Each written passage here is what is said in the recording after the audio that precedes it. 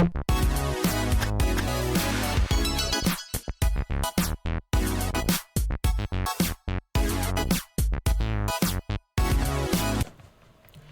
morning, ladies and gentlemen. Welcome to The Scoop. And I am by myself. That's it. Just not even here. Bibby's just not even bothered. No, I'm joking. Bibby is the nicest man in the world. He's just gone off to get me some water. So you get me for just a few minutes. My name is Graham Day, and I will be shortly joined by the man that we called Bibby. Well, called? Not past tense. Call Bibby. And this is The Scoop. We are Ice Cream Uploads. We go live each and every single weekday at 10 a.m.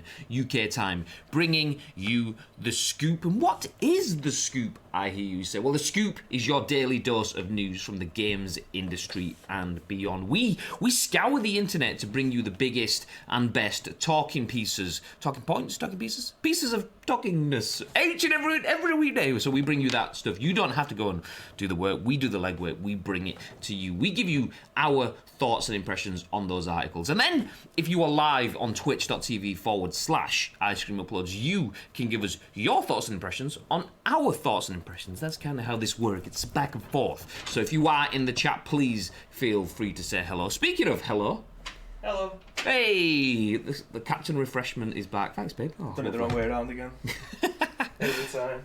But if you aren't watching this on Twitch, have no fear. I mean, we do have other ways for you to watch. I mean, you can watch it on demand on Twitch. When we finish, obviously the show will be available in our past broadcasts. But we will upload the whole thing to YouTube. So if you are watching this on YouTube, hi, hit the like button. And then a little bit later on in the day, after we've uploaded this to YouTube, we then turn it into an audio podcast, which you can find on iTunes, Spotify, SoundCloud, and Google Play. So lots of locations to get your daily dose of ice creamery. You right? Yeah.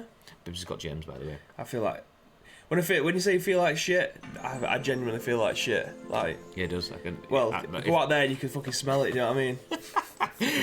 That's a true story. Bibbs has defecated. Yeah, I'm on a downward spiral at the moment, but I've got my Earl Grey, I've got my zesty bitterness, and we'll get through it. You know what I mean? Did you fix the bot, or is he still vexed with you, boys? Good question. I restarted the computer this morning. That's a. Tell you what, I'm not sure. I will disappear from the desk. Tell us about your stream last night, babe. So yes, it's this PC. Where's the keyboard though? He might be on the podium over there. There's been a lot of activity in here. We've had a lot of boxes. There's been a lot of shit being moved around, and obviously we're sorting it out for the ICU3. So there's just shit everywhere at the moment. All the keyboards. But yeah, I streamed last night for 2.5 hours with some more FIFA action. I think I got 1 win, or maybe 2 wins. I got a lot of draws, but I'll take draws with the teams that I'm fucking coming up against because they are absolute god squads. But pack Bobby Firmino, which I was super stoked about. He's gone straight into the team. Hey, Scuff Jake, love Bibby and Graham, love you too, mate. All right, Treacle.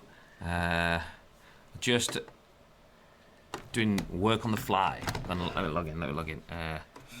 So the chat's gone for about 2 seconds, just while Graham sorts this out, and there is nothing happening on the keyboard. Has the batteries gone in the keyboard? Oh, this is... Is it too far away? This is amazing. So yeah, I'll pretend that I can see what's going on. Oh, have you got the chat up on your PC? Oh, you haven't, you? Okay. Did you find the bot? We're still we're dealing with that one. Shake my head.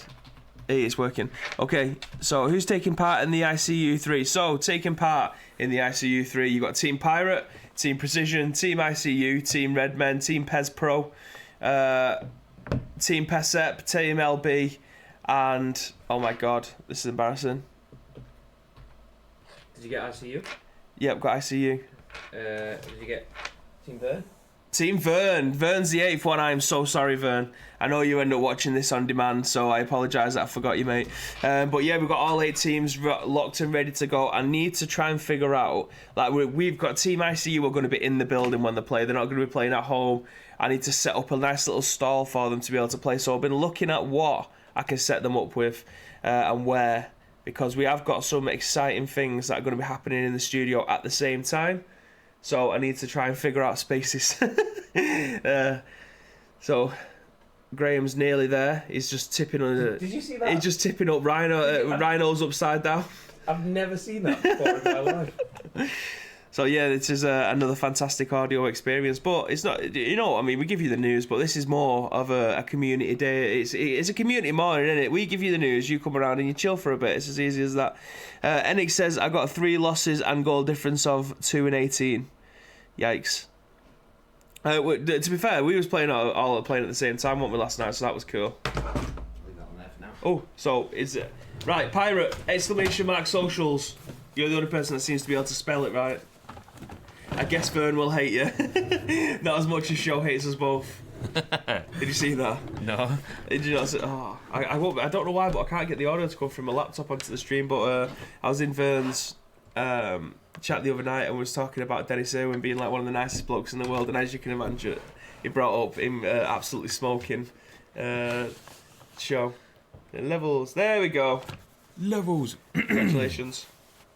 You've gone over the who's taking back an ICU. Good morning, Jake. We did say, but good morning. Good morning. How the devil are you, sir? Nice to see you in here. Oh God. Make sure you hit the follow button. I mean, obviously. I think he's already followed. Oh, okay. Well, thanks, love. We actually had a bunch of follows. Well, is that from all of your content last night? Your FIFA fun times? FIFA extraordinary. I think we got 4 or 5 followers last night. Good lad, bitch. I had two guys come in and try and give me shit. They must have been mates because they came in both at the same time. Was giving me a bit of shit. One of them said something like, "I really like your hair," because I had my hat on all day, so my hair was all over the fucking gaff. And what was the other one saying? Something like, "Hi Gillette," because I've got a beard. I was like, 1, how old are you? Fucking 2, I'm not going to ban you, but you've got to do better than you that. Absolute lettuce. Listen, I've been making content, or I've been streaming, or I've been making YouTube content, or whatever since PES 2012.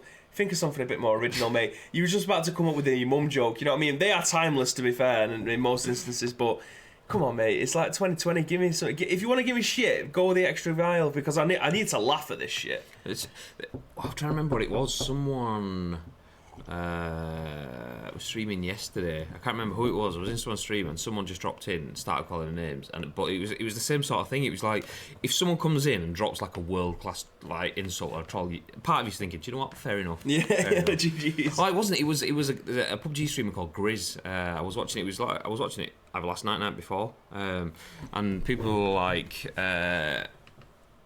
someone had said something in game like, "Fuck you, you're gonna get fucked up," and he fucked them up or something like that. So then I think people in his chat either knew this guy or just thought, well, he's got a bit of that chewed, so let's give him some chewed. And they're like, "Look at you, dickhead, sat at home in your office," and it's like, what the fuck is how is that supposed to insult? That's what I mean, like office. The amount of roasts that I've had over the years that I've just like I'm proper thick-skinned. Like, I can take it as much as I can give it, kind of thing. So if you're gonna give me an insult, at least be like a bit original with it, or just be bright and not be a fucking dimwit and just say the most common things to try and get a reaction. Because one, I'm more embarrassed for you.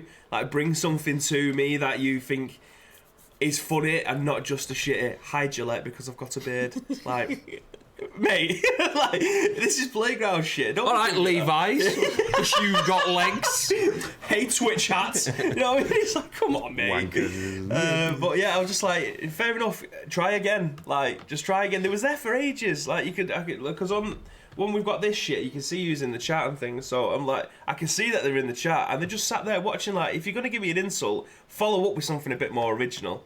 You know what I mean? I bet it was proper Ali G moment as well, like where he's like that with a finger on the door. I bet he was sat there, he was like, watch this, chatting to his mates. Gillette. And he was like... But it was more like bullet spray around the enemy, do you know what I mean? But yeah, I just said, fair enough, if I'm not going to ban you from the chat, but if you want to get a bit more original, follow me at We've Got to Be in You on Twitter, give me some more shit, and we'll continue this roast. Yeah, that tumbleweed go past. Oh, for fuck's sake. Okay, whatever, mate. But anyway, morning, Seth. Thank you very much for the host. Good morning. Morning. Wow, ladies and gentlemen, we have the 3 times back-to-back UK PES champion in the chat. Good morning, Dex. Morning, lads. Do you miss me, Graham? Always. That doesn't look like Oz to me. You know what I mean? Yes, 3 times back to back, not 3 times spread out over 2,000 Well, years.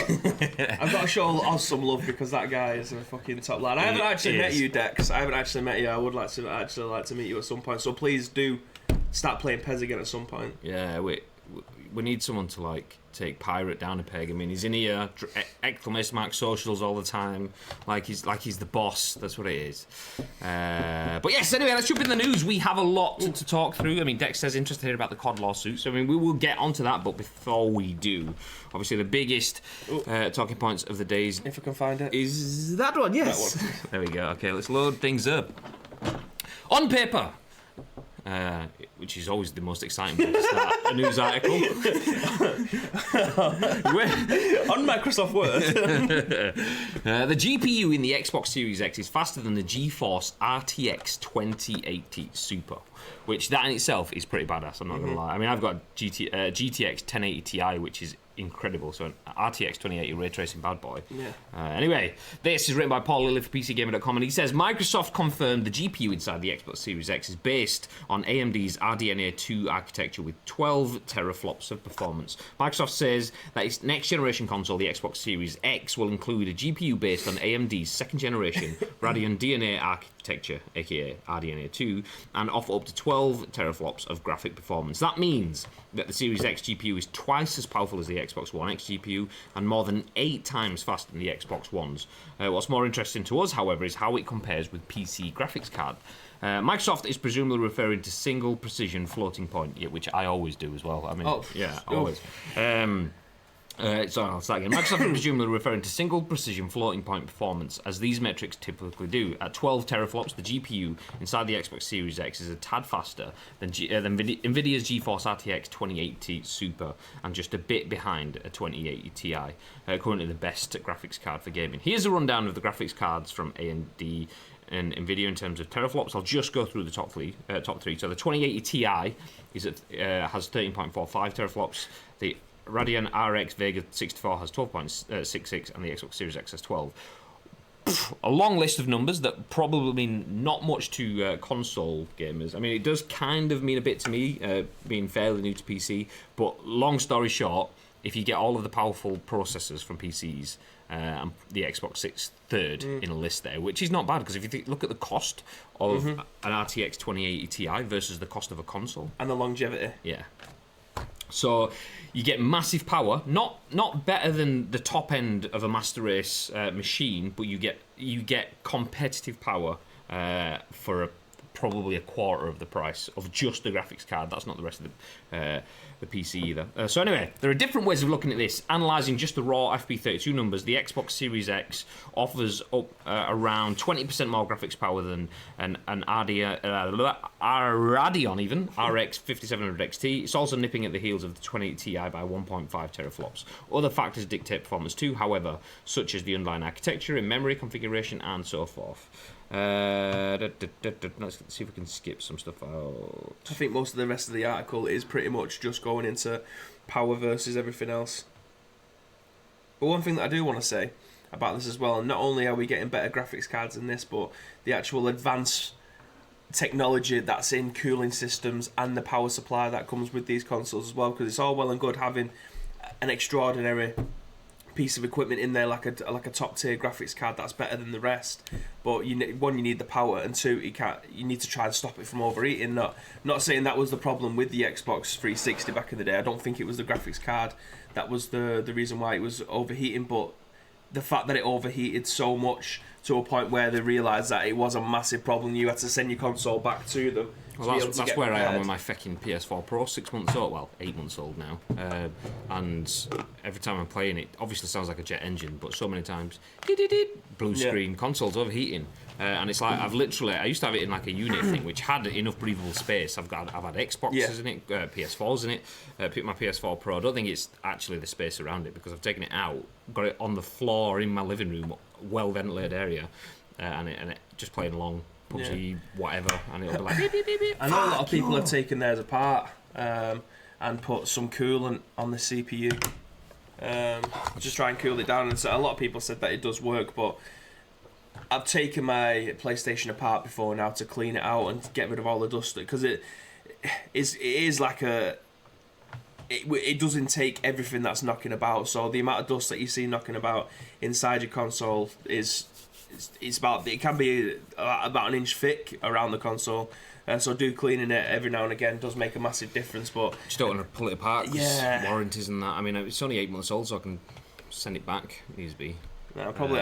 If I take it apart to its fullest extent, I'm probably never going to be able to put it back together again. So for the time being, I'll just take off what I need. With the controller, pull the controller apart, and I just can't get the buttons to like go in it as much. So like you're pressing the options button, you can like sticking your finger inside the pad to press it, kind of thing. So not doing it with the console. Anyway, jumping back through the article, see if there's any other bits. Bob Nuka, good morning, pal.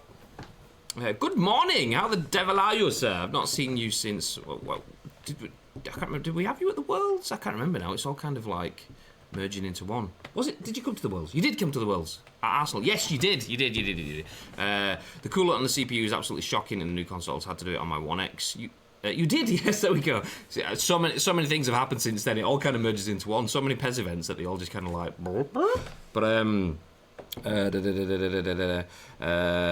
Microsoft's claiming support for up to 120 FPS, so that's decent. There was a different article that kind of listed it out into like segmenting, but rather than wasting too much time going through that, let's just kind of summarise it then in the fact that, I mean, the other bits that they did touch on, is it in here?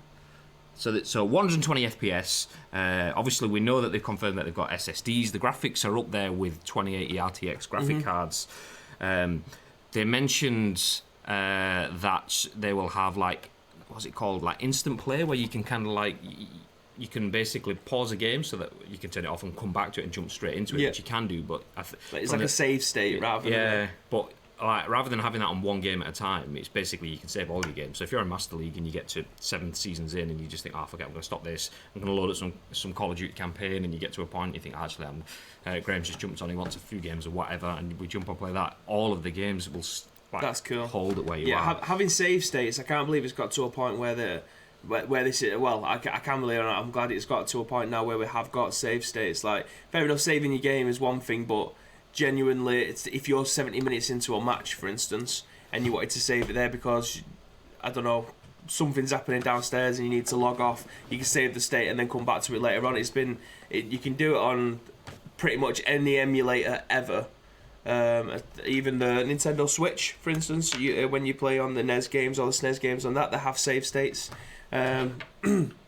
So I like the fact that we're getting to a point where we're able to do that now in this modern day age, because especially when you're playing RPGs and things like that where the saves may be few and far between, it is brutal. Like Resident Evil, massive example.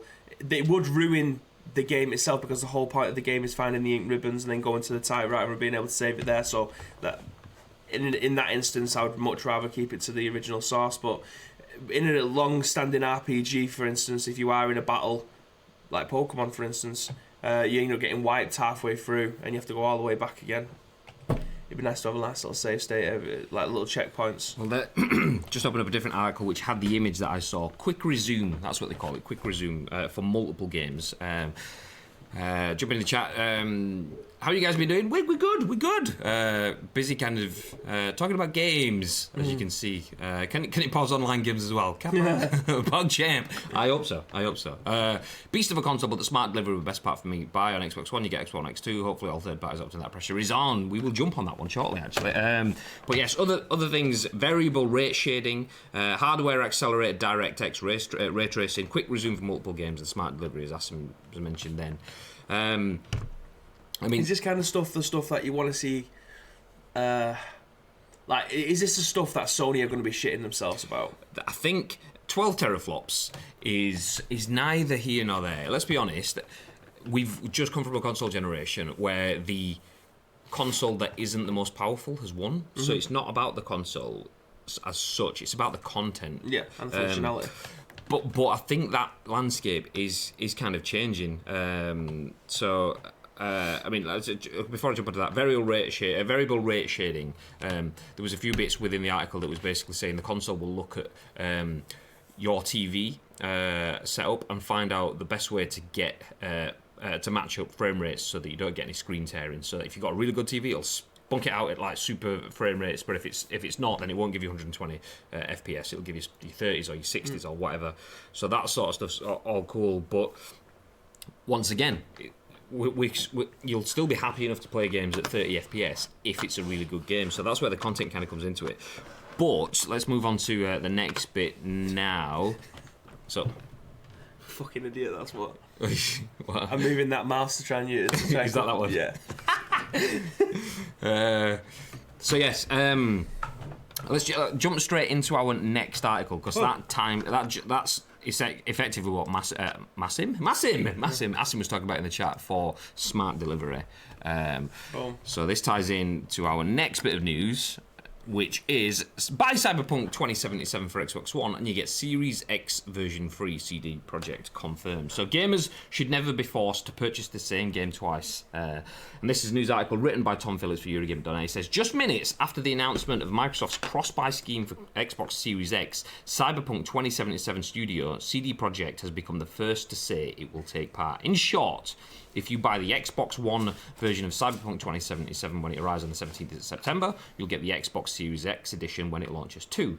And then we go into a quote in the article saying, gamers should never be forced to purchase the same game twice or pay for upgrades, CD Projekt said via Twitter. Owners of Cyberpunk 2077 for Xbox One will receive the Xbox Series X upgrade for free when available. CD Projekt has to date remained coy on Cyberpunk 2077's next-gen release plans, although it's delayed to mid-September, just 6 weeks before new consoles are expected to arrive. All but confirmed, we'd see versions for Sony and Microsoft's new machines. Microsoft's cross-buy scheme even, for Xbox Series X games is named Smart Delivery. Announced this afternoon, it will be supported by all 15 first-party Xbox game studios. For third-party... Jesus. You can tell I need a drink. For third-party developers such as CD Projekt, it is opt-in, something Eurogamer understands is heavily encouraged but not required. Cyberpunk 2077 is the first third-party game announced to take advantage of it. Today, we learned Xbox Series X would boast a 12 teraflops GPU, amongst other snazzy things. More about that there, linked in the article that we have. Snazzy. So yes, let's jump back through the chat. So, beast of a console, but the smart delivery was the best thing for me. Buy on Xbox One, and you get Xbox One X too. Hopefully all third parties opt in to do. Pressure is on. I heard Microsoft will be fronting the cost for smart delivery for consumers. The weirdest thing is that Sony has been so quiet while Microsoft is fronting Sony a huge mountain to climb to reach consumer-friendly developments Microsoft's caught up on. See, I mean, you say they've got a huge mountain to climb. That's what you say. You don't know what they're doing. I mean, they may be sat on the top of their own mountain already. Well, they already are. Like, let's be honest. We've said this plenty of times on it. If you're in second place, you're the one that's doing all the chasing. The people who are at the top of the mountain, they don't have to do anything. They need to make sure that they don't rest on the laurels and they just carry on running. But they don't have to necessarily be the loudest person in the room. Yeah. So I have got no doubt that Sony have got stuff up their sleeve. Wait for Microsoft to keep on, I don't want to say running your mouth, but they are doing a lot of talking at the moment, which is fine, because everything that they're bringing out is making the consumer feel like they're in people's minds now when it comes to the PlayStation, the Xbox, when they come at the end of the year, when it comes to buying one. There wasn't necessarily even in the conversation this time around because of how far away that there was. They're doing everything right in terms of Game Pass and this now... smart delivery. They're making a lot of noise about how many teraflops and ray tracing and everything else that's coming beyond it. Wait to see what Sony's got. I'm not saying that there's any fanboys that are currently sat at this desk, but but they are making a lot of noise at the moment. So we'll see how it goes. I am enjoying what Xbox are putting out at the moment, and it's not making me second guess because I already know what console I'm going to be buying, and that's purely out of loyalty at this point because they haven't done me wrong this generation. Until I see what's out there, until I see what's actually happening with Xbox, I've got no reason to change my mind. All these pretty words, like you mentioned before, they had the most powerful console available on the market, but it didn't translate to sales. The thing for me is Microsoft have the right messaging. I mean, I think Jordan is touching on something, or Enix in the chat is touching on something where he says... Sony have been quiet while Microsoft is fronting. Sony is a huge mountain to climb. I think he's right in the fact that Microsoft have been smashing their messaging. Mm-hmm. That's what lost them the whole generation before it even lasts for this last generation. and they've smashed it this time. They have absolutely nailed. I mean, it's not even like let's use a film analogy. Microsoft. I like the Marvel Cinematic Universe now. They've got all these different bits. You've got Game Pass. You've got Xbox Live, which is obviously it's solid. You've got xCloud. You now have backwards compatibility and forwards compatibility as well. So all these different parts of the Marvel Cinematic or the Xbox Game-atic universe are all kind of working together to bring this massive package. So when the Xbox Series X announces, they have all of these things that everyone's going, do you know what, actually, that's pretty solid, is that? Do you know what, actually, that's pretty solid, is that? They then just, if they're throwing some games into there, then that absolutely could smash them. What happens though when inevitably Sony are going to come out and have the same messaging? Oh no, that's the thing. I mean, there's like in saying Sony has a huge mountain to climb. They only have a mountain to climb if you're assuming that they haven't already got that. You only have to climb that mountain if you're not already up it. Yeah. And yes, they've been up it for the last generation. But for the next generation, Sony might already be. Do you know what? Backwards compatibility has been sorted forever. We started talking about it and then it went quiet, presumably about PS3 stuff.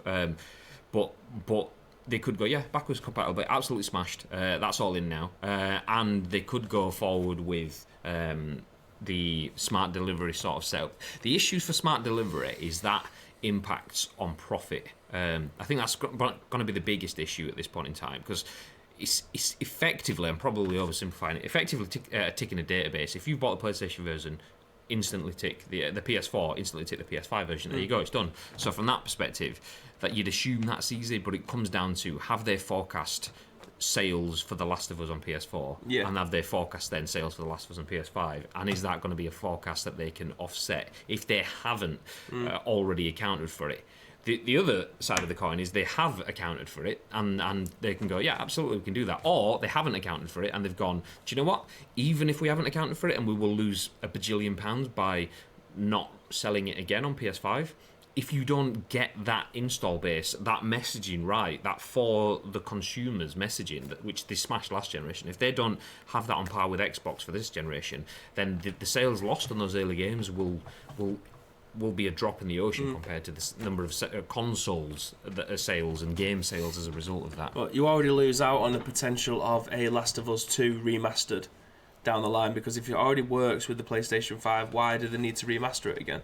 Yeah. If it comes out on the PS4 and then down the line when the PlayStation 5 comes out, you put the disc in and it automatically downloads you a new resolution pack, you've already lost out on a potential 2 years down the line and a Last of Us 2 remaster. Essentially what happened with the original Last of Us 1. So it's interesting to see how they fight that kind of thing, because with that, you are going to get, like the Halo, for instance, the Master Chief Collection, the remastered that, have re-brought it back out on the Xbox One. They're not going to be able to do that for the Xbox Series X. Call it the Xbox 4 just for fucking sake of it, because I can't be asked going through every single name that they've got for it. Let's talk about X, baby. Yeah. So it's interesting to see how they, like you say, how they forecast their games coming out, because inevitably, if you are going to be able to do that, you aren't going to be able to rely on remastered sales later down the line, because people love a good remaster. We've got Resident Evil 3, albeit it's a remake more than a remaster. That's where you start to like squash that sort of stuff in terms of remasters. If you just add in HD texturing, Xbox have basically said that their setup will make things 4K compatible. They will add extra. Not obviously perfectly, but they will buffer out most of the inefficiencies for having an old game. They'll make old stuff seem like new stuff. It won't be any better in terms of, but it will be polished a bit more because of the systems and stuff around it. Upscaling. So if the consoles can do the upscaling for them, then there's no resale value for that. Exactly. So remastering suddenly becomes irrelevant. Remaking is a different thing. Rebooting stuff completely. Let's jump back through the chat before it disappears. Not that I care, but it puts a bit of pressure on Sony. Will they allow consumers to buy The Last of Us 2 on PS4 and then have it for free on PS5? Let's be honest, it will come. It will go. It absolutely. Logic takes, they should do the same. More interesting is if all third parties opt in, it will show those that want the cha-ching. They did that a lot of Sony PS versions remade for PS4, says Jordan. Dave says, I wonder if it's going to be like the Simpsons episode with that little Chinese guy. But Marge is going to do something cool and I want to see. I don't remember the episode. Don't get the reference. I saw a joke tweet yesterday where someone said, this essentially ruins Bethesda's model. Example, I've got to buy Skyrim on every platform, including your toaster. Oh, God. How many 10,000s of copies have you got there? Well, add another one to the list. But I just want to jump on that bit. They did that a lot of Sony PS3 versions remade for PS4. I mean, you can't, at the time, you can't particularly blame them for that because games like Grand Theft Auto, games like The Last of Us came out at this sort of point of the last generation cycle. And if someone says, do you want to continue playing on that PS3 for the next 7 years? You're going to go, well, no, I want to play my brand new console. I want to move it over. So you can kind of see the point of remastering. I mean, but you've got to agree. I mean, with what Microsoft are trying to do with their Smart Deploy or whatever it was called, and Smart Delivery, that's it, and CD Projekt have jumped on it as well. That is where you go for the consumers. We were high-fiving something that looks out of date and archaic now. Just a few weeks ago, we were saying, do you know what? Shout out to Ubisoft because Assassin's Creed Black Flag came out on PS3, and if you put the disc of the same PS3 game into your PS4, it goes, you can't play this. But rather than spending 45 quid, you can spend £10 and you get the full game. We were like, yes, boys. CD Projekt have gone, hold my beer. And just gone, nah, if you get that, you get it wherever, which ties into what Microsoft are trying to do. Microsoft don't want you to play on the Xbox 4, 5, 6, 7, 8, 9, 10. They want you to play on Xbox. It's like, what do you play on PC 7? No, I just play on PC.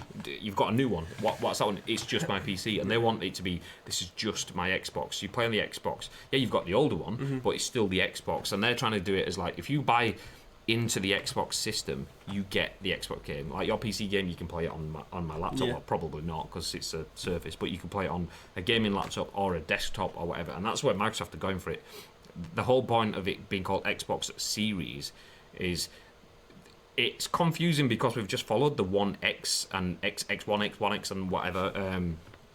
That's why it's confusing. But if they had a bit of a break in between there or something else in between and they said, okay, we're just changing it to just Xbox, and this is the Series X of Xbox consoles. This is blah blah of Xbox.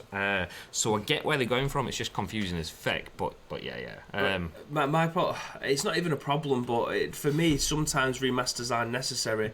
Using Resident Evil 1 as a prime example, that obviously came out in 1997, the original one, and then it got remastered for the GameCube, which was basically the supreme version of the PlayStation 1, so it had better functionality in the controls, the graphic textures were better, it played a lot better, it ran better, there was new things added into the game, and then it came out on the Wii, and then it came out on the PlayStation 4, and did I buy it for every single console? Of fucking course I did. Of course you did. But every single time they've done it, they've changed something to it, so if you was to play the original one on PlayStation 1 from 97, and then play the one on GameCube that came out like 4 years later, the game is completely different. Like it doesn't look the same, it doesn't run the same, it runs a hell of a lot better. They added new stuff to it. As I mentioned before, the functionality and everything is completely different. If you're being able to just put these games into your computer, into your console, and it upgrades them, it doesn't upgrade the functionality and the clunkiness or anything like that. It literally just makes the picture better, which doesn't serve the purpose of. Don't want to say a broken game because the original Resident Evil still plays okay for me who uses tank controls because I'm so used to it, but someone who's now going to go and play it will absolutely hate and despise the way that game plays. But it doesn't fix the bugs that could potentially in the game, it just makes them look better, which is where my issue could potentially come in with this. Fair enough, we are getting it all for free, and it's definitely it's definitely one of them things to say, oh well, what's the terminology? Sandwich. No. Umbrella. Something problems, like first world problems. It's first world problems that you're going to have a better looking game, but if the game still plays like shit, or it doesn't work in necessarily how it should be doing, then how do you down the line make a remaster on that one? You'd still have to make one, I assume, if your game doesn't... If the advancements in technology means that game will run better, then don't just make the graphics look better. We need to make the game run better as well. So... where do you sit then? I mean, in the spectrum of before yesterday's announcement, obviously, and before you tweet pictures of Mourinho saying this is the biggest W I've ever seen. Before that, would you have seen an issue with paying for a game on multiple formats? Absolutely not, because I do it all the time. But every single time that I've rebought a game, it's usually for the purpose of, it's twofold. One, I can play it on my new hardware, which usually means it's easier for me to be able to capture and stream, because trying to stream off my PlayStation 2 or PlayStation 1 to try and make it look good on the stream is shit. I try to use as much old hardware as I can, whereas, and this is an elitist comment, most people tend to use emulators, like PC emulators to run PS2 games and stuff like that, which is perfectly fine because you are getting the best version of that game. Whereas me, being someone who likes to collect older stuff, I'll use the original hardware and then push that out. So me buying games on various different platforms is usually because it's an enhanced version of the original product. It's not just a direct port. If I was to just buy a direct port, would I still buy it? Probably. I've done it with Skyrim. Like the Skyrim is, I imagine it is the port from the Xbox 360 and the PS3 version over to the Switch. I doubt it's the PlayStation 4 version, purely because of the graphical nous that you can't put into the Switch. Scale down one. Yeah. So for me, if the game's good enough and it comes out on a new platform, chances are I'm going to warrant it. I like the fact that they're able to do that. Do not get me wrong. I love the fact that they're able to do that. The gamers shouldn't have to buy games twice, especially if it's just a graphical upgrade. But functionality is where this becomes a little bit of a grey area. Again, using the Resident Evil example, that for me is not a game breaker, but it would be for some people if you're not used to that control. Remasters usually tend to fix broken things or things that could have been improved on with newer technology. It makes you wonder, if you're talking about different formats and stuff like that, it makes you wonder if that's where if we ever will get that far. Because where do you go from here? We've gone from you pay for it on PS3 and you pay for it on PS4. Okay, you can pay for the upgrade, and now it's like, okay, no. See, the Projekt are saying you shouldn't. You pay for a game, and you shouldn't. Their words. Gamers should never be forced to purchase the same game twice or pay for upgrades, which is an absolute 100% community focused. High five. I mean, Asim was in the chat. I don't know if he's still here now, but he was in the chat yesterday, and he mentioned CD Projekt. The thing that they've nailed is the messaging and building it all around the community from that Witcher 3. And we were talking about before Witcher 3, they were pretty much entirely Witcher, bit of Saints Row, but pretty much Witcher. Now they've gone from we do one game to we understand everything, and we understand commerce and community and I mean, don't get me wrong, all companies understand commerce and community, every one of them, but whether they take that on board when it comes to decision making is the different. And CD Projekt clearly are smashing that in terms of they've gone, do you know what, yeah, we're confident enough in our product and its ability to sell that we are going to stand in the moral high ground. What other companies can, but don't choose to stand in. We are going to be about getting the game out. If we do that right, and they have done, then the game will sell shitloads anyway, and any money lost from not selling the upgrades and so on, we'll get it back. But companies that are smart understand it's not always about the land grab. Look at Fortnite, obviously. They realised that Fortnite came out in early access and it was free. They could have then got to the point where they've gone, okay, we're going to release version 1.0, which is £15 now, but they never did because they realised, okay, we've got the install base and we've got people's ears. Also, people enjoy the game because it's good, that they will spend on it anyway, just naturally. That's what happens. People will buy the battle passes, people will pay for V-Bucks, people will buy skins, Jordan.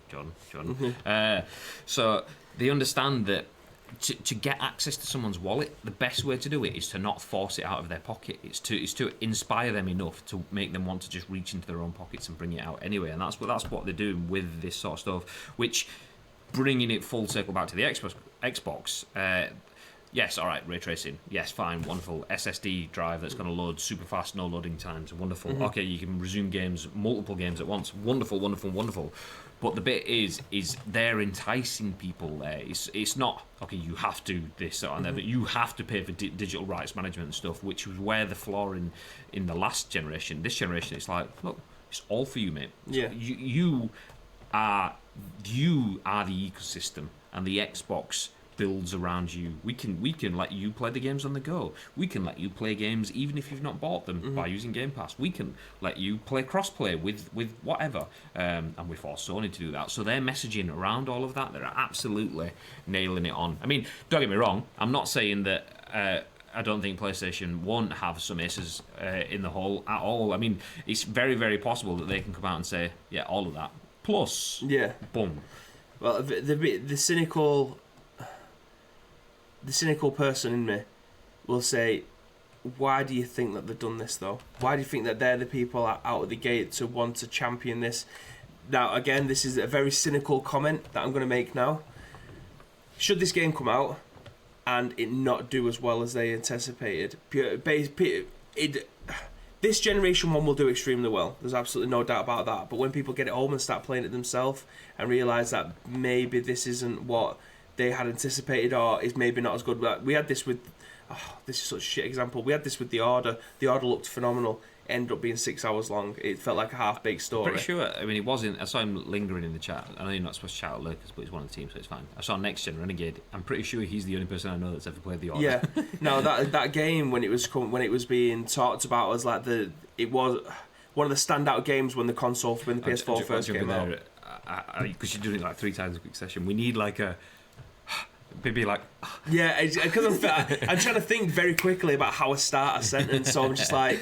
Because usually I just blurt out words, but I'm trying to articulate a point better than I usually do. But yeah, it's fucking done it again. Nice one. But when the Order came out, it didn't do as well as it potentially should have done. Now, are they just saying this now so that when the new console comes out, they don't see a shortfall in sales for a PS5 version or an Xbox Series X version because they know that if it isn't as good, again, it's being super cynical. I am extremely looking forward to how this game comes out, but me being the cynical person that I am, when the PS5 or the Xbox One comes out, and it's maybe not done as critically well as it potentially should have done. You could see that for. I don't think that is the case with Cyberpunk. Definitely, I think obviously you're playing devil's advocate. Just put in the comment. Yeah. But yeah, I don't think that's the case for them. I think that could be the case. That's the reason why. Being brutally honest, not always. A lot of games end up on PS Plus and games with gold. Sometimes it's because actually, do you know what? We've sold shitloads. There isn't anyone left to buy it. So let's put it on to give a few other people a go because they were never going to buy it at this point anyway. We might as well give them a chance. Some games go, well, we done fucked up, so please use it. And that could be the case. Some could be like, actually, do you know what? Yeah, we'll give it away free because no one's going to buy it anyway. But I think they're confident enough to have pretty much taken over everything. Front and centre E3, Cyberpunk banners everywhere, big stands. They've had presences at all of the events over the last year, despite not having hands-on versions of the game. It's just look, it's so good. We'll show you what it looks like. We've had Keanu Reeves, which we mentioned quite a few times.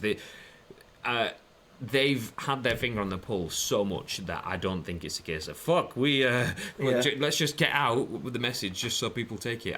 I think they believe in their project enough, and that's why they're going. Okay. That, like you said, I like to play devil's advocate because, like you said, there will be games that say, yes, we are going to be able to put them on all consoles and you can get them for free. Bearing in mind that no fucker will ever bought that for PS5 anyway. So I like to throw a couple of cynical stuff in there because it will be the case for some games. This potentially isn't going to be the one because it looks phenomenal. I know it's going to be as good as everyone says it's going to be, purely from the little bits of gameplay that we have seen from it. I think I say little bits, I'm sure there was a 45-minute gameplay trailer knocking about at some point. But yeah, I'm very interested to see how well this does commercially. Luke came up with a good point. When these games start to come out and it's something that we're looking forward to, me, you and him should write down what we think the Metacritic is going to be on it. Interesting. Okay, just have some nice scoring. Yes, system. Because I think that'll be because there is going to be games that we look at and go, shit, that looks great. We need like a whiteboard kind of thing that we can just go. It looks great, and then it comes out and inevitably bombs, and that'll be the one that I usually probably would give the high score to. So a proper shit game. Anthem man.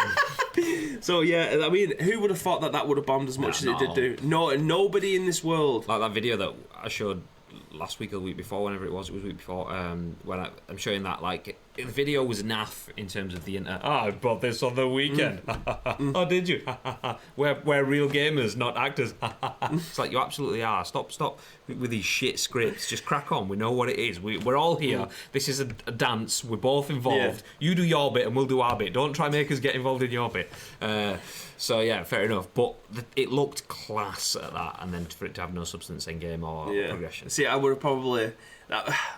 I didn't like the look of it purely because I knew it wouldn't have been the kind of game that I would have liked. So I probably wouldn't have scored it as high as potentially Lee upstairs was, because he didn't stop talking about it for 6 months leading up to it, and then he got it. He was like, "It's actually really shit."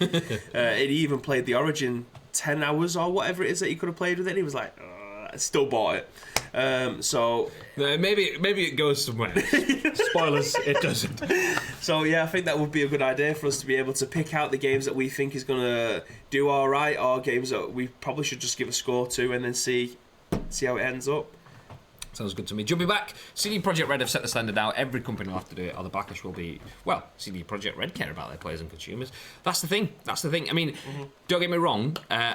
I absolutely want it, 100%. I'm a consumer. Do I want to buy for an upgrade just for putting the game that I own on a Sony console into another Sony console? No. Do I want to do it on an Xbox? No, I don't. Love it. Love the idea. The thing is that CD Projekt are absolutely churning money, as we've seen. They're the second biggest company in Europe now. Not all games companies will have been thinking that. So some of them will be thinking, do you know what, actually, if we release this at the end of the product cycle, and then, I mean, not that it's happening, but let's say Square Enix, not that they're tiny and not that they're going to do this whatsoever. Let's say they, just because I know that they're releasing the Avengers game, let's say they need to make a shitload of money to make that license profitable and to give them a reason to do it again. So this essentially is like the loss leader for them. They're not going to make massive profits because it cost a fortune to get the license from Marvel, but if they set a good tone with the first one, they build a good install base, they get the community on board and stuff, they can do good with the second one. So let's say that they've gone, okay, we are going to release it on PS4 and PS4, Xbox One X, and then we're going to take our money from that, and then we're going to do the better version for the next one, which has all these extra features and stuff like that. And then we're going to take the money from that, and then when we put it all together, we've got enough that makes it worthwhile, and we can do the next one. If that was their marketing plan, CD Projekt Red have just gone boom, free upgrades. They could be like, oh fuck, okay, we were teetering on an edge. Obviously, don't know if this is the case. It's just a story for story's sake. We were teetering on an edge. If we don't do that, we're not going to win the community. If we do that, we aren't going to get the profits. So where do we go then in terms of pushing that game forward?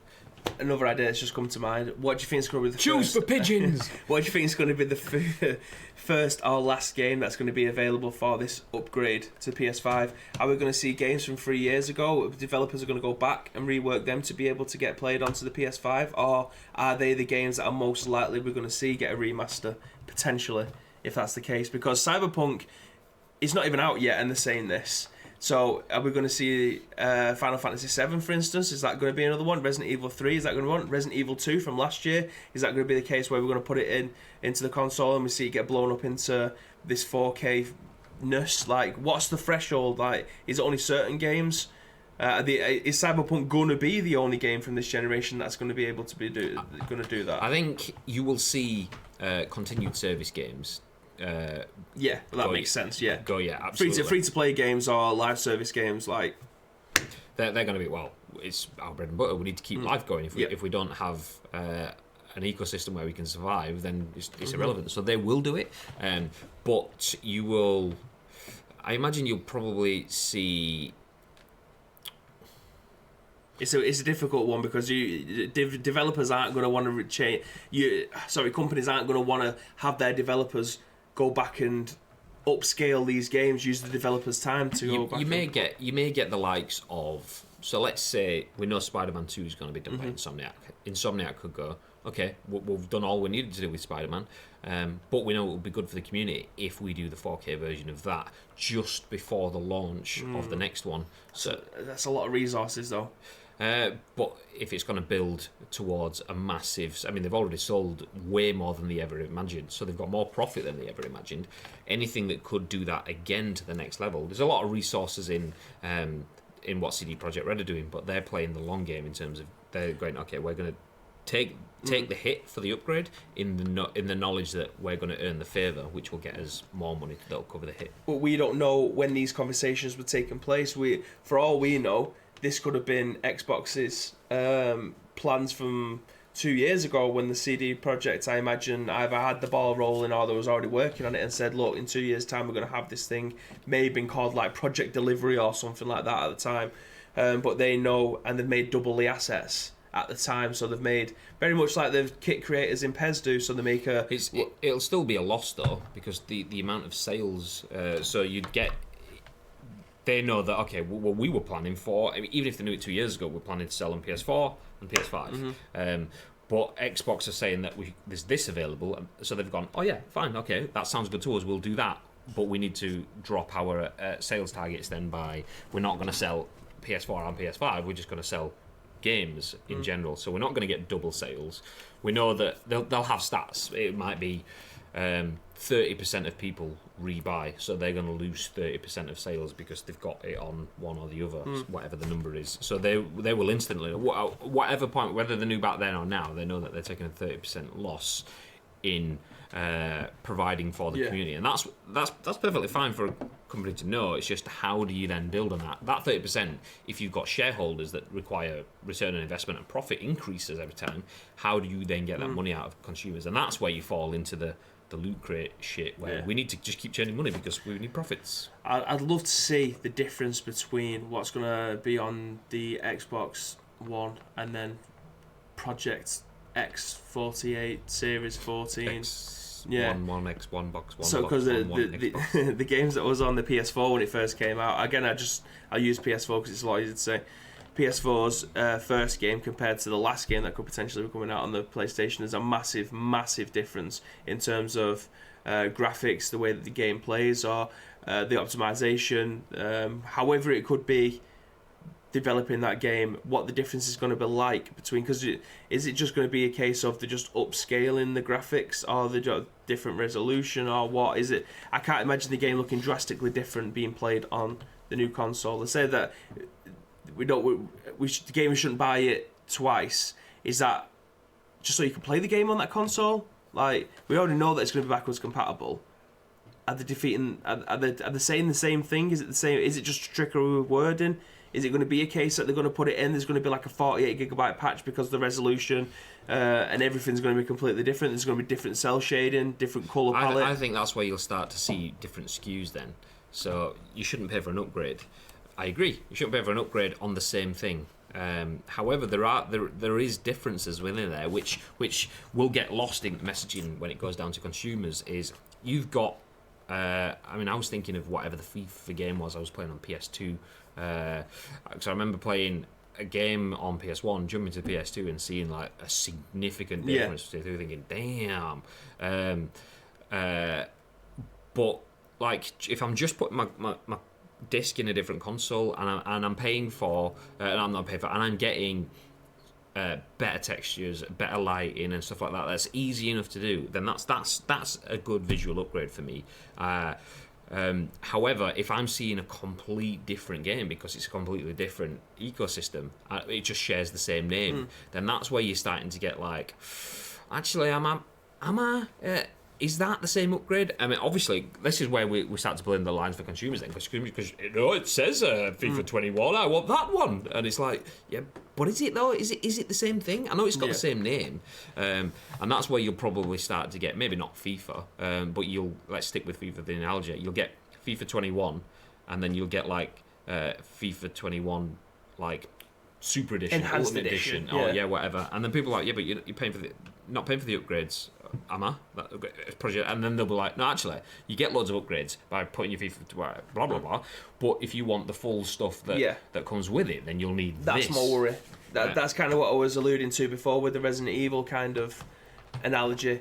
It's all well and good being able to put the messages out there, but I do not for a second doubt that they will be bringing out a Cyberpunk PS5 version of that game. With it, maybe 2 years down the line.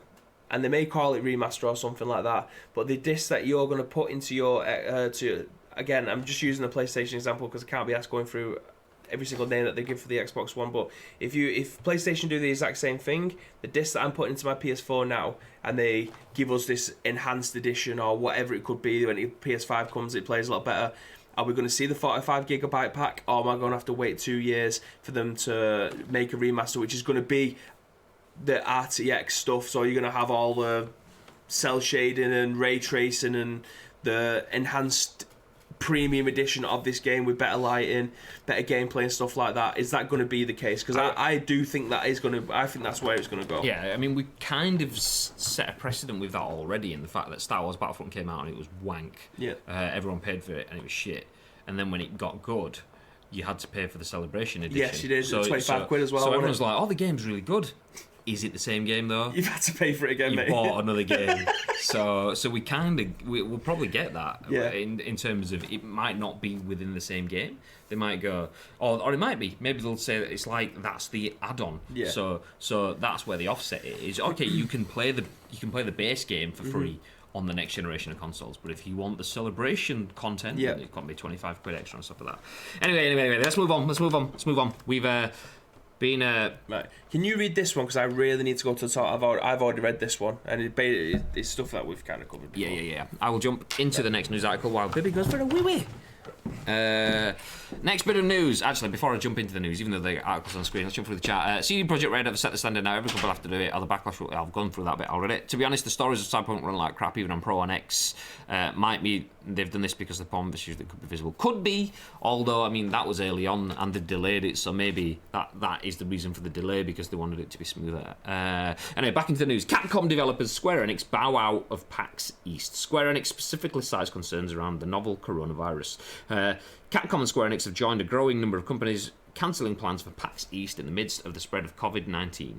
Square Enix specifically cited the novel coronavirus as the reason for its absence in an announcement today. The publisher said it would scale back its panel appearances, signing sessions and fan gatherings as its team coming from the Japan office would no longer be travelling. Capcom said in a tweet that while it would be continuing its planned Monster Hunter Festa event in Boston during PAX East, the developers from the Monster Hunter team would no longer be attending as originally planned.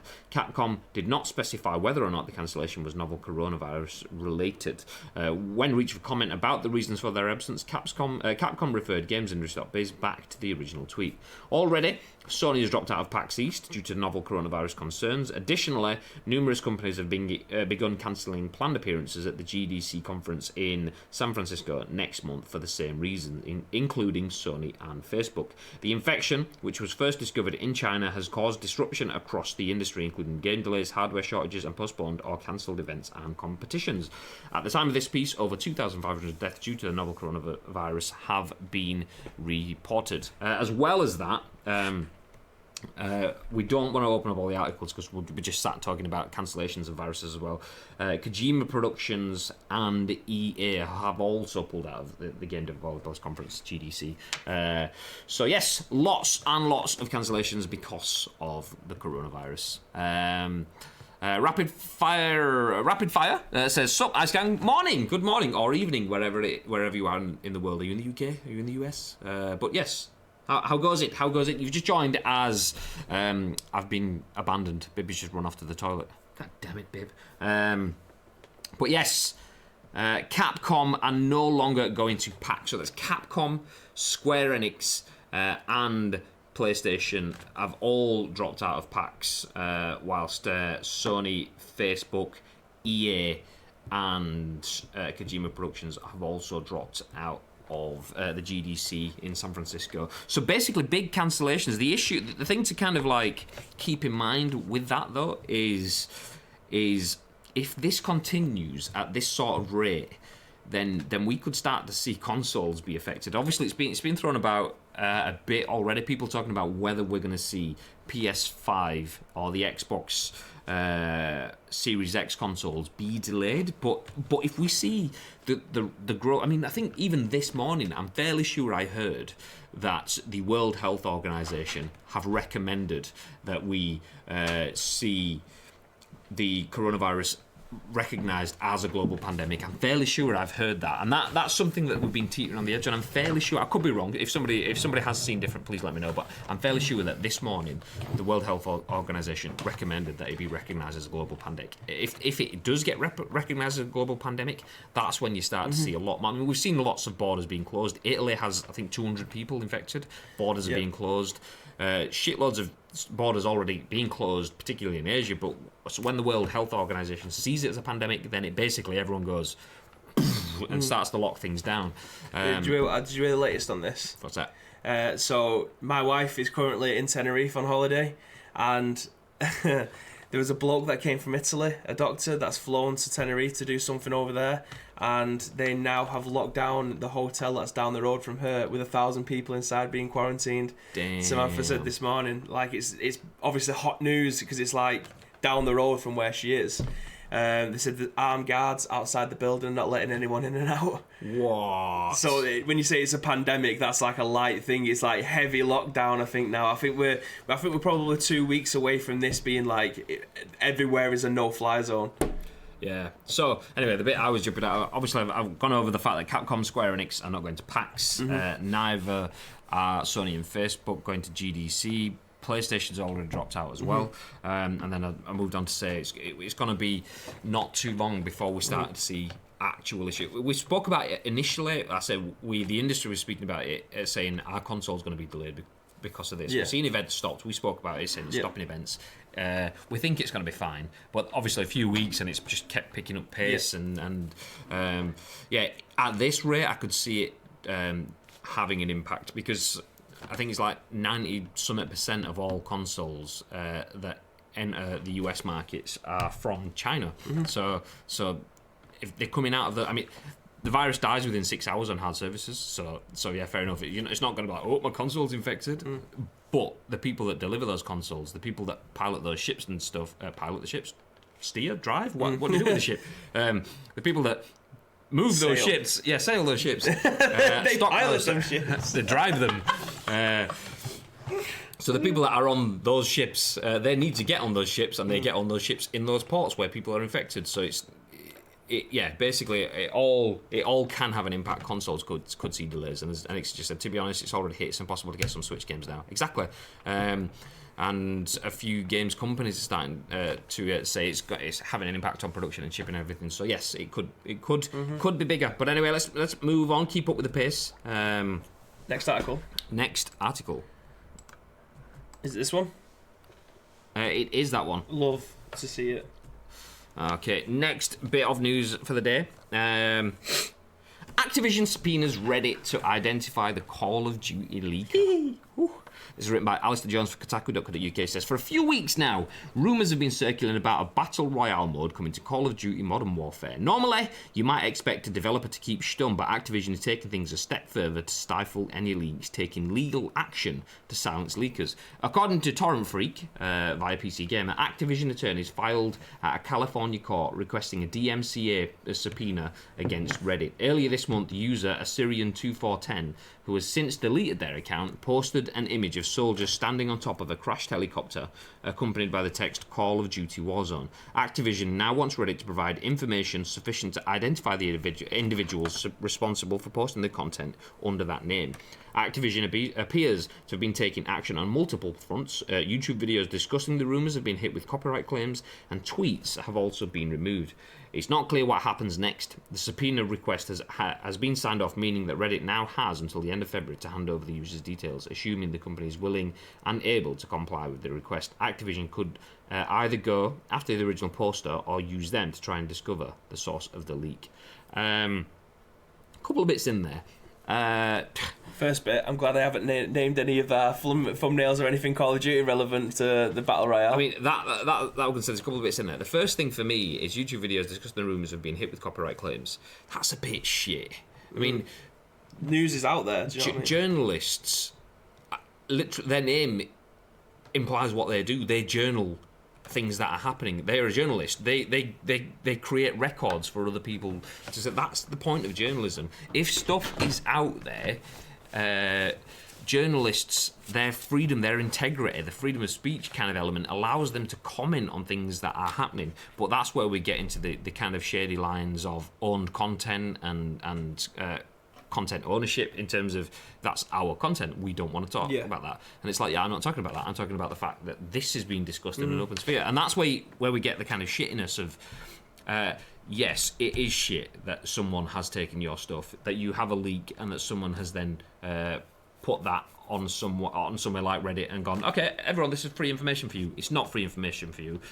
That person is, the people have broken the law. Someone is employed by Activision, I'm assuming, that they've signed a contract that says, I'm under NDA, I can't share any of this confidentiality, but they've shared it, and someone else has then spaffed that information out.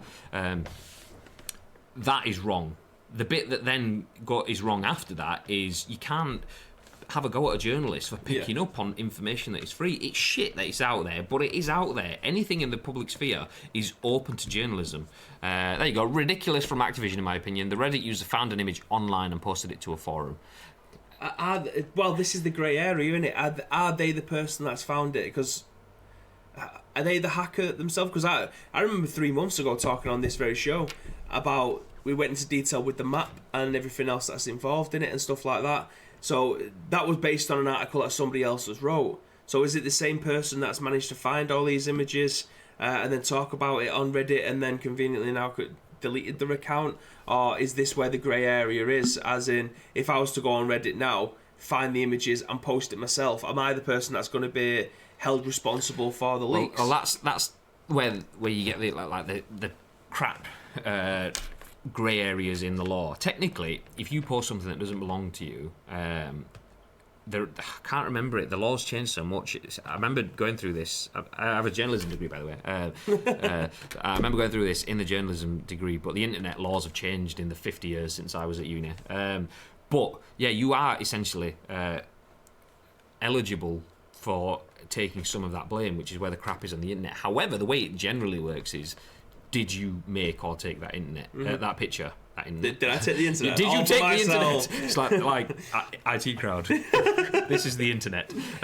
So did you take that picture? Where did you get it from? And if you go, well, I actually got it from Steve. They go, all right, Steve, and then you're kind of almost out of the picture. Then you're not technically, but they just don't really give a shit. And that will be what they're doing. Are they going to be going through all it? Like, again, we featured articles from the Battle Royale on this show that we've taken from websites like Eurogamer or whoever it may be that's writing them VG247. Does that mean that they're going for VG247 to ask them to take down their article?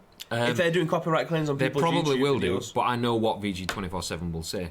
And VG247 is slightly different because they own their platform, VG247.com. That is their website. They've built it, everything everywhere. They own every inch of it. And they'll go, no, journalistic integrity, freedom of speech, it's out there in public sphere. I haven't got information that anyone else can't get. I'm allowed to comment on it. And they'll go, all right. And I know that because I've been asked to ask those questions to people in the past. Can you remove that? No. Okay, I just thought I'd ask. So then, where's the line in that then? Does that mean... Because we've seen this very recently with Nintendo going after someone on Reddit because they leaked all the Sword and Shield national decks or something to do with that. And that company now is blacklisted. Yeah, the Portuguese games. Yes, the Portuguese Nintendo site. So they're now blacklisted from going to any Nintendo event, regardless of it's Pokemon, Fire Emblem, or whatever it could be.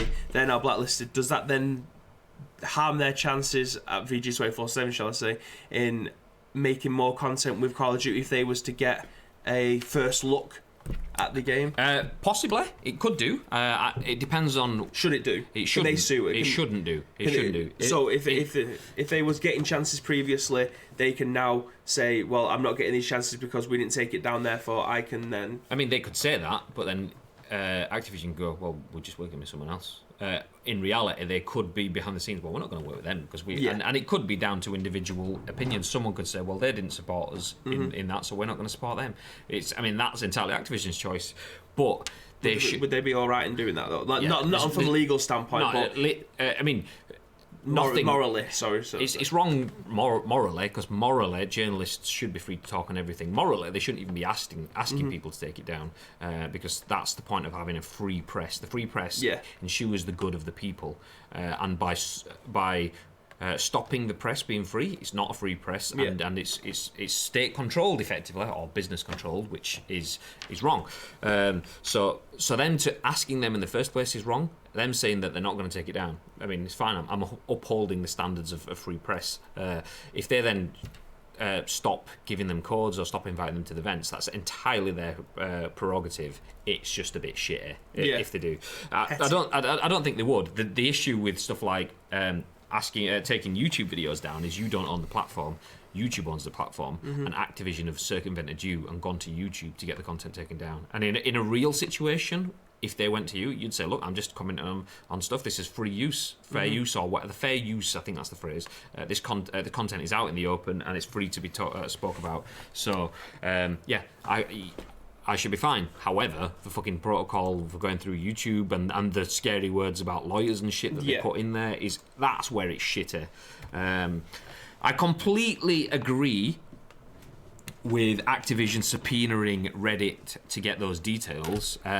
Whilst it is wank in terms of they're going after someone that hasn't necessarily got that information, that person could be working with someone very close. So if they go after Assyrian 2410, 2410, 2410, whatever, if they go after that person's details, they aren't necessarily going to punish that person as such. That could be the first step on identifying the leak. So if Reddit say, okay, here's the IP address, they can track that back to whoever that was, or maybe he's logged in with an email address or a username, whatever details, pass that information over. That allows Activision to identify who's leaked it. They can say, where did you get it from? He can go, I got it from Steve, and Steve's like, fuck, my name is Steve Activision, and I work on Call of Duty, fuck. So it's shitty that they're having to do that. I can understand why.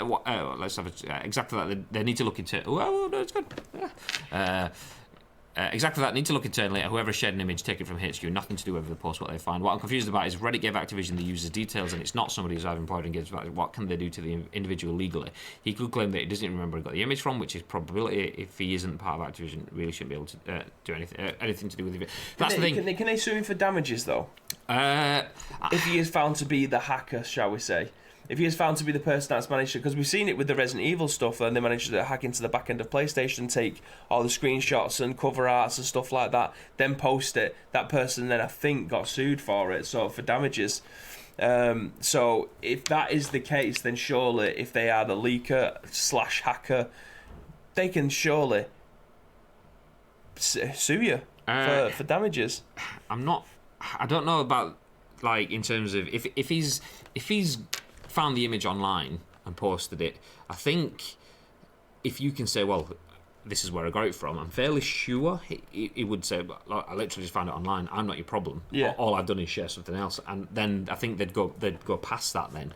And then if this person goes, I don't remember where I got it from, then they can go, okay, well, give us your PC and we'll look through your PC kind of stuff as to see where you've got it from. I mean, we're getting proper shitty details there.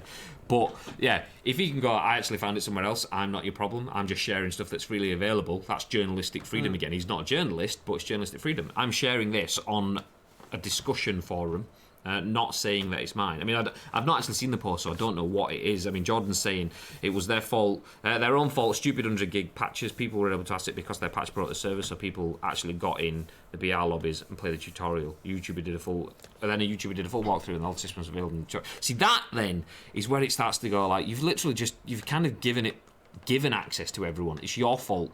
That sort of stuff. I don't know what it looked like. I don't know the details from. All I'm saying, all this article says is someone posted an image of soldiers standing on top of a crashed helicopter, accompanied by the text "Call of Duty Warzone." If that's what it is, then that's a marketing image.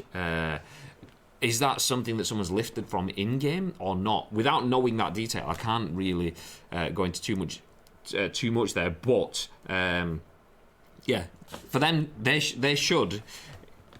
For legal rights, be able to go after Assyrian, and if Assyrian says, actually, not Assyrian, by the way, not just a random bloke from Syria, but this person, Assyrian, they should be able to go after this person and ask the legal questions of where did you get this from, but then that person, if they've got nothing to hide, should then go, yeah, they've got it from there. I don't think Oris would right to take his PC and search through it if the individual is identified and is not an employee of Activision. It's like, I have nothing to do with you, go away, sue them back for defamation of character and harassment. The thing though is that's where we get into the intricacies of IP law. So he has access to intellectual property, i.e. the image of the game, that wasn't freely available. And how did he get that? If he got that through some shitty leak, then that probably changes things. I don't know to that level. But if he got that from someone leaking information, and he's not an employee, that's where they probably will be able to go into courts and stuff and say he has access to our intellectual property that he shouldn't have access to through normal routes. We want to figure out where he got that from, and then that's where their assumption would be that if he's not going to tell us where he's got it from, he's the one that's got it. So then that's where the case is, okay, you are holding property, and then that's where you started to get into all the hacky shit that is complex as feck. But yeah, they will have legal routes to go down. Whether they can actually just subpoena his PC or not, or from the off, that's probably 1,000,001 steps down the line or something. But there will be routes to go there in terms of IP law is quite complex and quite specific in terms of finding out routes. But yeah, I mean, a lot of it is guesswork that I'm going down there as well, from half knowledge of UK laws and bits of knowledge of IP law, but it's all changes internationally as well, so fuck knows. Anyway, we will keep that on the agenda. If we see any more updates on that, we'll come back to it. IP law is like my guards have to draw a picture.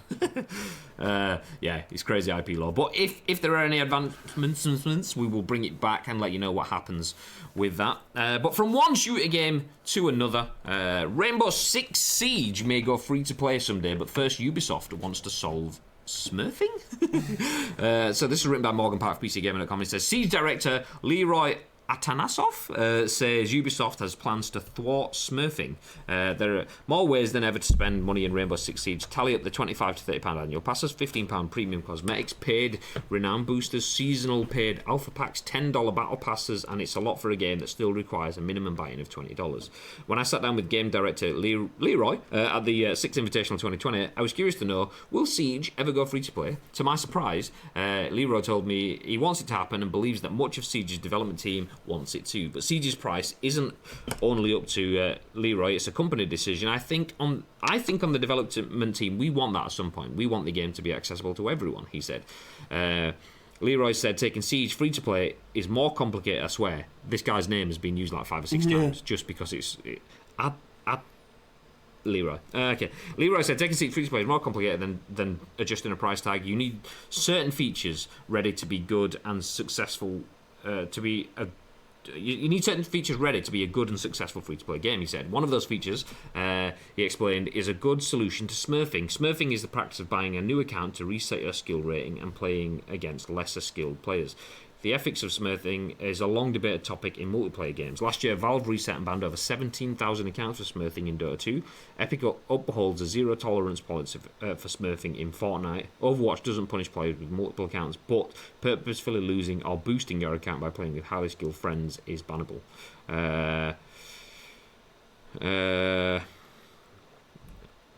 You won't be banned for using an alternate account in Siege either, but Leroy's stance is clear. Smurfing creates an unfair environment for players and should be thwarted as much as possible. Ubisoft's team dedicated to player behaviour is working on new solutions that would lessen the impact of smurfing. What's important for us is we find out as soon as possible that a player is highly skilled in the things that matter, he said. The problem right now is that you can play a certain amount of matches with copper players while you're a diamond. Let's skip to the end. I don't expect even the most sophisticated stat tracker to completely thwart smurfing. If an impure heart craves the empty satisfaction of stomping on new players, they'll find a way. Still, there are ways to mitigate smurfing to the point of irrelevance. Counter-Strike Global Offensive was out for 6 years before it finally went free-to-play in 2018. It was 4 years before Team Fortress 2 took the free-to-play plunge in 2011. Now in its 5th year, Siege may be on a similar trajectory. It's interesting. He should have said, all right, let's do this. Leroy! Yeah, Jenkins! Atanatanoff! Smurfing, how do you stop that. You don't. Yeah, Mike and Willis do this all the time on pro clubs. Mike Willis and Wayne, they love to get to Division 1, win it, and then go back to Division 10 to try and get an even better record this time. But they're going back to Division 10 with players that are rated 94, and then you get poor little Timmy and his friends starting out with pros that are like rated 60. Let's do this! Yeah. Ice Cream FC on the road! Smashed! And then they just get absolutely obliterated and played off the park. So it is annoying coming up against all these teams of players that will have massively stacked out characters, especially when you have something like player progression involved, and it's not just down to like Fortnite. It's a weird one. Fair enough, your skill would carry you to the win. So if you're seeing someone in your first game building extremely well, like building really high, really fast, getting themselves in cover, and you're in your first game, it's a little bit annoying kind of thing. But when it comes to character progression and you're starting from the beginning with a fully rated character, taking him into a battle where you know you're going to end up just stomping and cleaning house, that's the most annoying part of it. And I'll never get into the mentality that some people may have when it comes to doing that. Like, you're clearly shit. You're clearly not good enough to be able to play in, using FIFA for example, in Division 1 all the time, because you may end up losing a lot of games or drawing and winning the occasional one. So you have to deject yourself all the way down to the bottom to be able to get win for that satisfaction of yourself, rather than trying to compete with the best that's out there. It's such a hollow victory. I mean, it'd be like playing against the AI in Master League on easy difficulty. Fine, do it for a couple of games, get used to it, whatever. But then when you're literally just walking through and there's where's the enjoyment? I mean, don't get me wrong, nobody wants to get dicked every game, so I understand if you don't want to play it on like world class top player, whatever the fucking things are called now. If you don't want to play it on top player, play it professional or regular if needs be or whatever, until you get used to it. But then when you the reasons the difficulties are there is so you can scale up when it comes to you, and that's the point. You're supposed to be testing your skills. If you're not testing your skills, then it's just a killing simulator. Yeah. It's not competition. It's not. It's a game. boring. Like, imagine wasting your time being able to do that. Me personally, I'll never get over them. I'll never get the mentality to be able to do that. Like, if you're a good player, play with better players. As player says hello, whilst Pirate says it'd be like playing Team ICU in the ICU 3 Invitational. Damn. Some people enjoy it, to be honest, and they do. Some people do. That's the thing. Boring, isn't it? It's a mindset. Some people hate competition, which is fine. Just don't play a competitive game. Don't get me wrong. I'm not. People do see things differently, and I get that. I get that some people will see it differently. Some people take the enjoyment out of knowing that they're fecking up other people's days. Some people want to watch the world burn, as Alfred said in The Dark Knight, and that is true. Some people are just. Some people are dicks, and that's what it is. Some people just are dicks. Some people want to go back and when you're playing something like pro clubs or whatever, and you want to go from Division 10 to 1, that's different. That's you on a mission to get to the top. That's not you on a mission to go back to the bottom. It's what you want to see, how quickly you can get up to the top kind of thing. That's fine. Going through, playing different people, going all the way up, trying to get there with a record. You're still trying to get to the top. These people that are smurfing want to stay at the bottom so that these guys are going to play thousands and thousands of matches to try and get to Diamond, whatever it is in Rainbow Six nowadays, to get to the top of the tree, shall we say, to have. I don't know whether or not it's character profiles, so you would have a better character, so you'd have a level 30 character, and that might be the max or whatever, and then you go down to the bottom leagues to playing with a level 30 character against level 1s. Do you know what I mean? It's and even if it's not character progression, skill progression, you as a real world footballer, if you just came and had a kick around with me, you'd make me look like the muppet that I am on a football kind of thing. And that's it. Some people just want to go back and feel like legends because they can jump, spin, wallbang, headshot someone from a million miles away kind of thing. Some people get to that point that they have to feel like they're good at a game. Yeah. Well, being good at a game surely means that you stay at the top and beat everyone that's it. decent Superficial around you. good. The only person that will know that you're good at that game is you, but you're the only person that knows that you're also bad at the game because you shouldn't be playing it that way. But imagine that if you are a streamer or a content creator and it looks like you're winning all the time, then you realise that the people that you're playing against are all level 1s when you're level 30 or something like that. Surely your chat aren't going to like that, the people who are viewing your content, because the thing. It's weird. I do see. To be the best, you got to beat the best. Woo! Ric Flair. To be the man, you got to beat the man. See, I don't mind that much because there's logic there. I'm going off and smashing all these noobs for content. There's a reason for it. The reason is I want to create. It's just like the WWE has scripted results. They have a match that isn't real, but it's entertainment. If you're making this content as a streamer for entertainment, obviously tell people that you're just shitting on noobs or whatever. A bit of obviousness about it. If you're trying to say, oh, this is me absolutely smashing it in Diamond League or whatever the fuck it's called, then yeah, you're a weapon. But there's a reason for that. But loads of people don't even do it so that they can show themselves being a world-class streamer doing these MLG plays or outplaying people. It's just so that they can get the satisfaction of a win. And it's like, it's a hollow victory. Yeah, how can absolutely. you enjoy it? I mean, don't get me wrong. You're playing PUBG, you're in a 100-man lobby, and you come across an absolute, like... You think, oh, this is a gift from God. I'm going to take this. Thank you for this. and you think, yeah, but that's because you know the next person you're going to see is going to be Arnie, like walking out full on T2000 skin or whatever it is. T1000, T2000 is the liquid on it. Yeah, reminds me, crossplay lobbies if you fancy it. It's not out. It's been delayed. Well, but I say, I hope your PUBG is better than your FIFA, mate.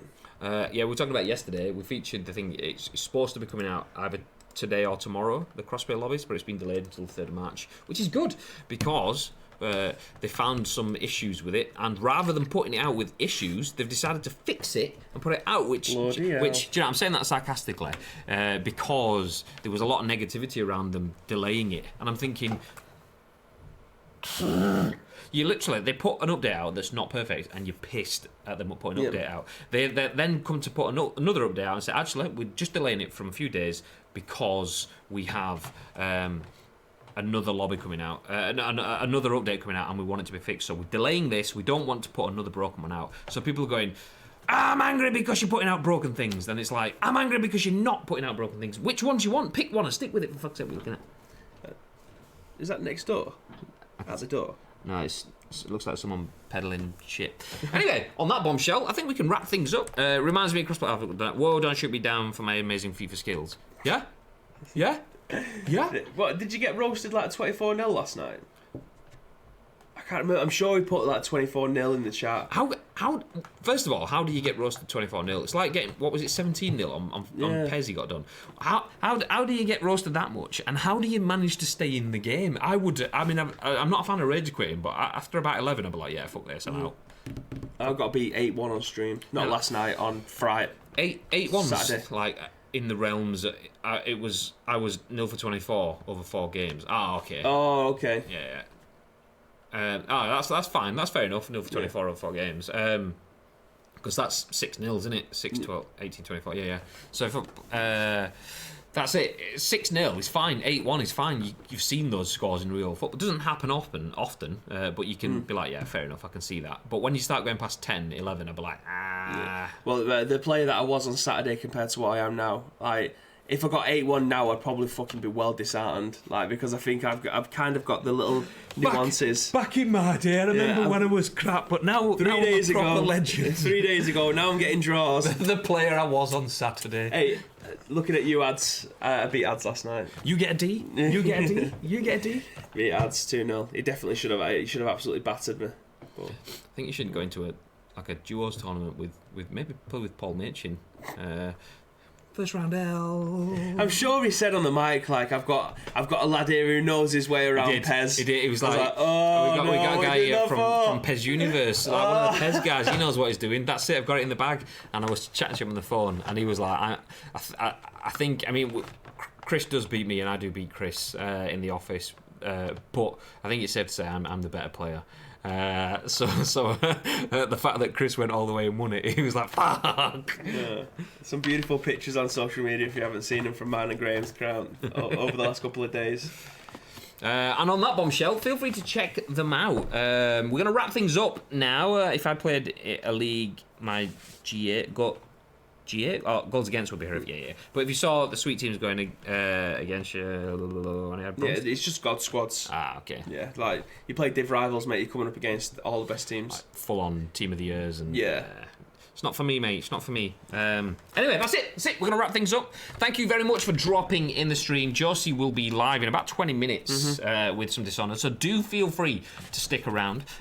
We have more content coming this week. We've got a bunch more episodes of The Scoop, Wednesday, Thursday, and Friday, plus another stream from Josie tomorrow. But the big thing, ladies and gentlemen, is hashtag ICUI3. Ice Cream Uploads Invitational number 3. That is the 3v3 triple threat tournament taking place this Friday at 6:30. So make sure, UK time by the way, 6:30. Make sure you are here. Hit follow on the channel now if you haven't already. You will get notified when we go live. But set yourself a reminder. You do not want to miss this tournament. We have... if you'd have seen our social media yesterday, all the links in the chat. Thank you very much to Adsplayers for that. If you checked our Twitter yesterday, we gave away a backpack and a mouse mat, a big XL sexy one from GT Omega to one person. We have another one of those to give away this week during the I was trying to remember what we were talking about last night, during the actual stream itself. So if you want to win some prizes, make sure you check out the stream on Friday, and we have some prizes for the people taking part too. Thanks to our sponsors Nakon and GT Omega for getting Thank you guys involved in that. So remember, 6:30 Friday, be here. Anything you want to add before we disappear, Bibberino? Yes, if you do see any video game news knocking about the Twitter or social media hemisphere, then do feel free to tag We've Got Webinio, Graham_Day, and Ice Cream Uploads into that. We'll be able to give your thoughts and our thoughts in the very next show. Boom! There we go, ladies and gentlemen. Obviously, name's on the screen, just in case you didn't catch what Bibby said. I mean, he does speak a little bit odd, but it's fine. Yeah. It's fine. That's what this is for. I'm not inbred, honestly. It's a sandwich. Anyway, on that horrible pun. You said inbred? Sandwich? Anyway, have yourselves a very lovely day, ladies and gentlemen. We will be back at 10 a.m. tomorrow, doing the remote setup that we usually do on a Wednesday and Thursday. Josie will be back in about 15 minutes, though, so stick around on the channel. And as Adsplayers said in the chat, beat me to it, remember to stay frosty. God damn it, right? Yeah. I didn't have the end slate ready, that's why. Stay frosty!